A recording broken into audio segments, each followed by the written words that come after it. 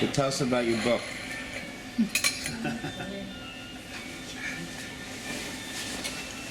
tough writing. I'm writing right now about Tim Harden. You know, Timmy was Peck's bad boy. You know, people in the village didn't want to employ him. You know, most of the club owners because of his very bad drug habit. He had a heroin habit. And writing about when he first came to appear at my club, I had booked him, and he was supposed to appear on a weekend night on a Friday. And Friday came, 8 o'clock, no Tim Harden. Oops. 9 o'clock, no Tim Harden. 10 o'clock, no Tim Harden. So I had his name up on the outside, on the canopy, Tim Harden, you know, with the other act. And I had to have the other acts double up to fill in for his time slot. So I had someone go out, I really was annoyed, I had someone go out and take his name down on 9:30 at night. So Timmy saunters in about 10:15. He says to me, "Am I on time, Joe?" And I said to him, "Yeah, Tim, you're right on time." He says, "When do I go on?" I says, "As soon as you're ready." But then after he said to me, "Joe, I thought you were going to put my name up." I said, "Don't worry, Timmy, we'll put it up." But all the musicians in the village, everybody, they would all come into my club to listen to Timmy. They respected him so much. I mean, every musician, everybody, they all came in. I mean, not so much the public, they didn't, you know, we were starving at the time, but the people came, they came, and this was after the Beatles had come to the U.S., and what had happened was that the music was changing in the U.S. It was changing from folk and acoustical guitars to electric guitars and people with amplifiers. And Tim was one of the first musicians in the village to use an amplifier and play electric guitar. So you got people riled up before Dylan, huh? Well, Dylan was one of the people who came in to watch Harden. I mean, Dylan, all the rock stuff. Dylan would always be in my club looking at the rock music. Especially people like Harden. He came in to watch Spoonful. He came in to watch Freddie. He came in to watch a lot of people. He picked up everything. You know, he first went on stage in 65 playing electric. He played a couple of songs at the folk festival. I think he played 2 or 3 songs electric. He would come in before he switched to electric. Before that, he had only played acoustical in public. At the Newport Folk Festival, he played a couple of songs electric. Timmy was one of the first musicians to wear stage makeup. Oh, yeah. Stage, you know, nobody in the village had ever, you never saw anybody with that. Brilliant. And, you know, he just was, the problem was that he had this terrific heroin habit, bad habit, you know, a lot of drugs. And every time I bump into him, he'd say, "I need $2 for a cab." What cab? The drugs. $2 was a shot of heroin at that time. Yeah, I had him on the show. I think it was one of the greatest shows in the village. I had him with Fred Neal, where everybody's talking. I mean, which was the #1 song. Timmy wrote Carpenter, which was the number one. And Firework Carpenter. Firework Carpenter, yeah. But they wouldn't let him perform the song. In other words, what they did with him is his publishers and the music company, they didn't want to invest money in Timmy because he was a heavy drug user. So they took his best stuff and they gave it to other people and they pushed him. Like Bobby Darin made a number one song with Carpenter. They gave his Reason to Believe to Rod Stewart. Rod Stewart. He wrote that one too. Oh, he wrote a lot of things. A lot of people did his music. I mean, he was brave. But musicians would fight to play with him. Once my dad came in with his wife, and you know, the place is half empty, you know, 64, you know, the drought. And he says, you know, Joe, I know you're not doing too well. He says, how can you afford that big band? There must be 10 people on stage playing. So I said, oh no, Dad, I don't play the band. I said, you see that fella sitting down playing the guitar with the harmonica around his neck? He says, yeah. I said, well, that's Tim Arden. I pay him $200 a week. I said, the other people, they all fight to play with him. They don't get paid. They're fighting to play with him. And it was true, but, you know, like I remember Timmy one time during the middle of a song, he's in the middle of a tune. He stops singing and he says, I wish the fucking drummer would keep my time. He goes back to singing. Everybody cracked up. We all cracked up, you know? I mean, he was just so onto it. And, you know, I mean, it was amazing. And I had Freddie Neal playing on the same show with Timmy. And the people, you'd look around late at night, a little club, and you'd see Armand Eddigan, you'd see the head of this record company, the head they're all there. They're watching these guys in the middle of, you know, not so much the public, you know. And I had Richie on the show. Richie, he didn't have the talent, he didn't have the singing ability, he didn't have the songwriting ability.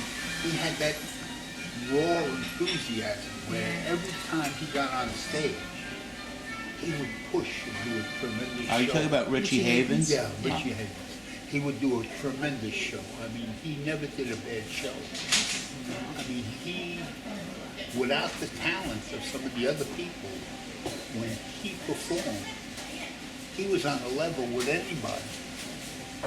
Even if they had much more talent, where they could be songwriters, they could play better, you know. I mean, Richie banged the guitar, he destroyed it, he knocked the strings off it. I mean, he ended up playing with 3 strings on the guitar, you know.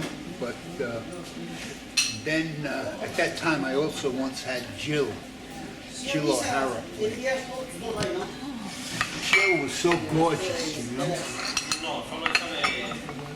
And in between Tim Arden and Fred Neal, I had this lovely girl, beautiful girl, singing about little children's songs and this and that. And she got so uptight about singing. You know, like one day she didn't want to get back on stage. So I had to take her across the street to Granada's on the sidewalk buffet, pour a couple of brandies down the throat to get her to go back on stage. I mean, Jill was a singer, she was an actress, she did hair off Broadway. She did Promises. She did Promises. She did George M. with all the big stars. She had a very big voice, right? She was gorgeous. How about, could you talk about Lothar and the Hand People, how you came to meet them? Lothar and the Hand People. My band.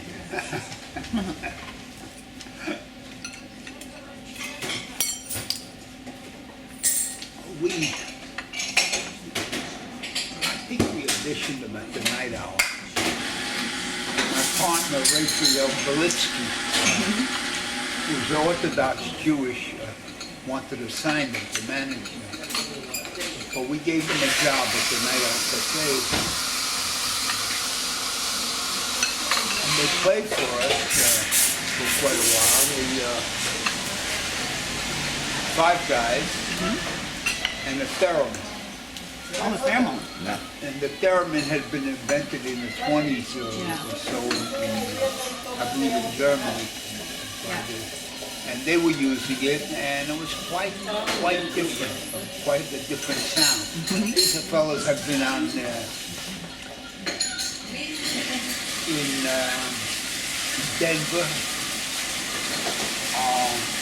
and they came to New York, and we signed them. We signed them to a record contract, a recording contract, and a management contract. And we got them a deal with Capitol Records. First we went to Columbia. In fact, we were up at Columbia. We were in the studio that Barbra Streisand recorded, the Rockefeller Center. That's Studio A. That we were up there. We had made, we cut 4 sides over there with Columbia. And we couldn't get a deal, the deal we wanted on the royalties and stuff with Columbia. And we went to Capitol, Records. But we booked them at the gate, Village Gate with Arthur Ruboff. And Lothar and a half people play the gate? Yeah, we booked them at the gate. And we brought in a light show. It was the first light show in the Village Gate, the history of the Village Gate. We had the world famous Castles and Stern do the light show. And the Birds played the gate. And my band played the gate with the Birds. And of course we didn't get paid very well over there. We got paid $500 a week, which for a club like the Gate was well below scale. And then the Gate wanted to charge these poor kids who were starving. They wanted to charge them full price for their drinks or whatever they had. We had to have a big argument with the owner to get them to at least give them the stuff at half price. And they were with the Birds, and at times, I'll be honest, at times they outdid the Birds in the show. Then we sent them to the West Coast. We wanted to record on the West Coast and this and that, and they told my partner and I to go screw ourselves. They did end up with a 2-album deal with Capitol.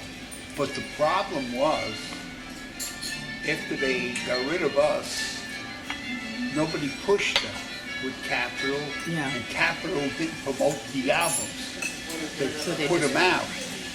Yeah. It was useless, you know.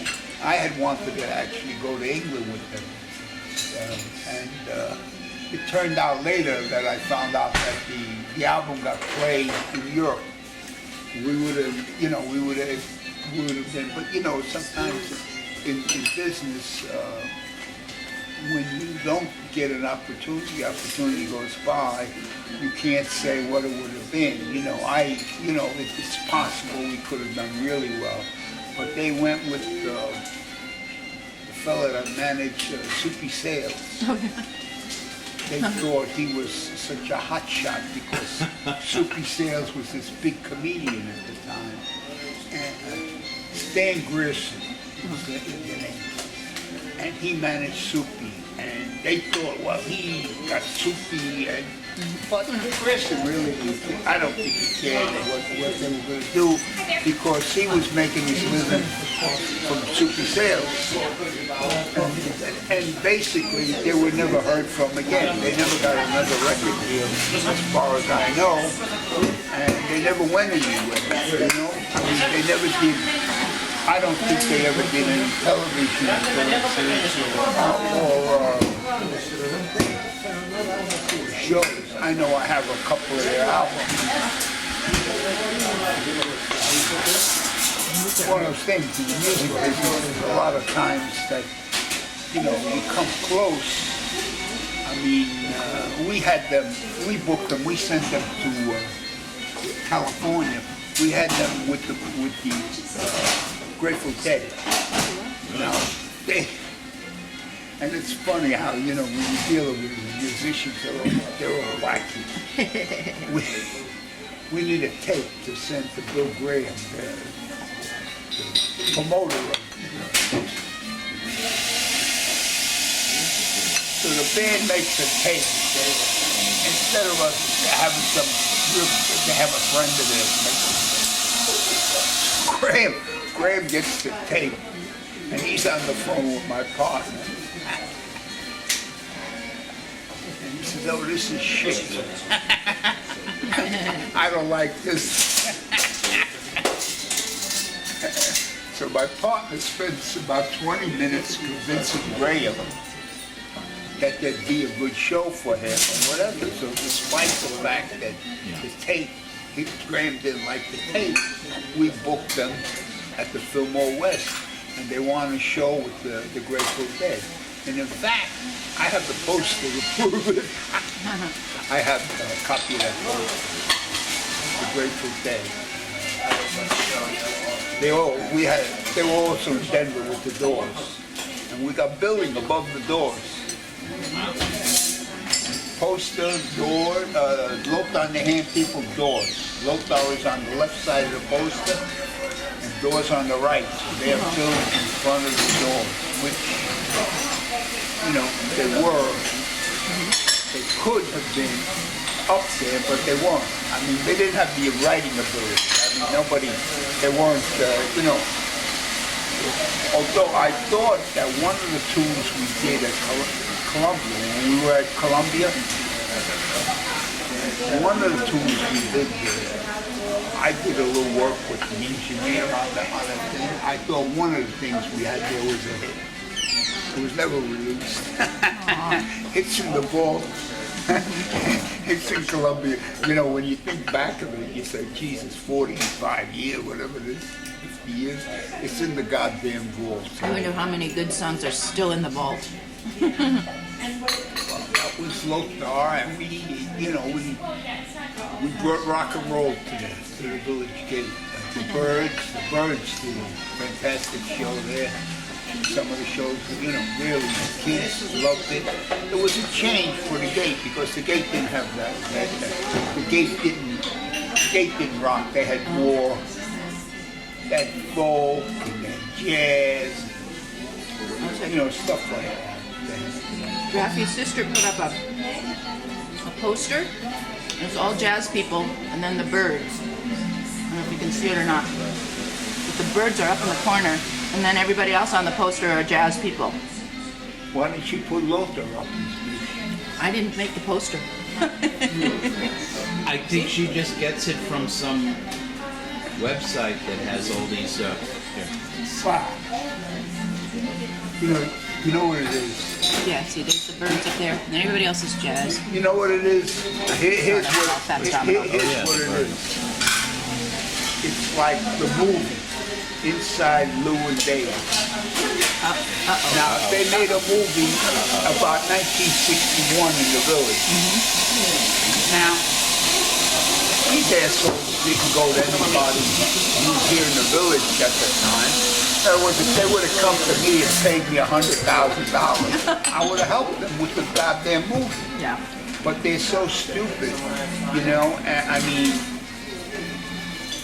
they shot here in Cafe Regio. Yeah. Now, you know, in 1961, no musicians would have come into the Cafe Regio to sing. They would have been in the Figaro, they would have been in the Rienzi, they wouldn't have been here. But this is one of the few cafes that are left. It's still up. And then, when they did the Gaslight, it doesn't look like the Gaslight. I mean, the original Gaslight was a dungeon. Yeah. It was a basement, below the street level, with a low ceiling. They had a few fake TV lamps around. and no bar, no coffee bar. Now, in the movie, there's a big coffee bar. There's lamps, but no Tiffany lamp. It's not the same. It's not the Gaslight Cafe. Then they have the owner, who allegedly would be Johnny Mitchell at the time, saying that in order for the girl to sing, she would have to sleep with him. Now that wasn't John Mitchell's style. I mean, John Mitchell was an early American. He descended. It's Hollywood, you know. Yeah, but it's disgraceful. I mean, they're sullying the guy's name. You know, like, I mean, look, John Mitchell came from the Pilgrims.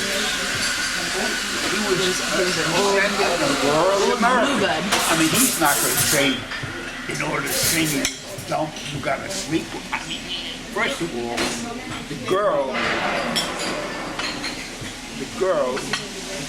Jean, was a gorgeous girl. The girl in the movie was ugly. She was like a 6. Jean was a 10, maybe an 11. I mean, she wouldn't have to sleep with Mitchell. I mean, she wouldn't have to sleep with anybody. No. I mean, she worked for me in 1964.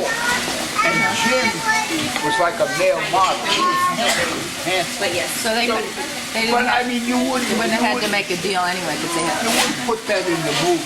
And then what they didn't put in the movie, Van Ronk. Now I knew Van Ronk. Okay. Van Ronk was a goddamn drunk. I mean, he was pissing his pants drunk.